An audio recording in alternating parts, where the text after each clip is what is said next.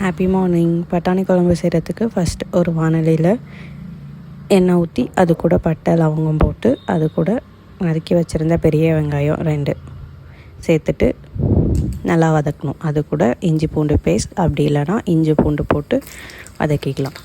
அதுக்கப்புறம் நறுக்கி வச்ச தக்காளி, பெரிய தக்காளியாக இருந்தால் 1, மீடியம் சைஸ் சின்ன தக்காளியாக இருந்தால் 2 தக்காளி போட்டு வதக்கிட்டு, தக்காளி நல்லா வதங்கினதுக்கப்புறம் அது கூட 2 பீஸ் தேங்காவை போட்டு நல்லா வதக்கிக்கணும்.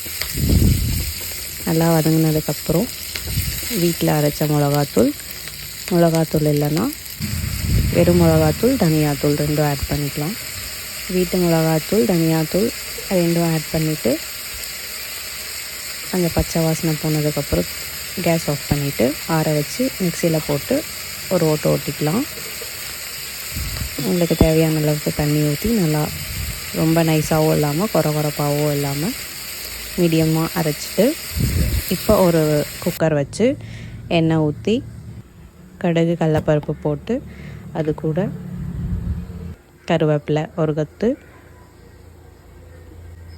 கடுகு பொரிஞ்சதும் அதுக்கப்புறம் நம்ம நைட்டு ஊற வச்சுருந்த பட்டாணி அதை சேர்த்துட்டு நல்லா வதக்கணும்.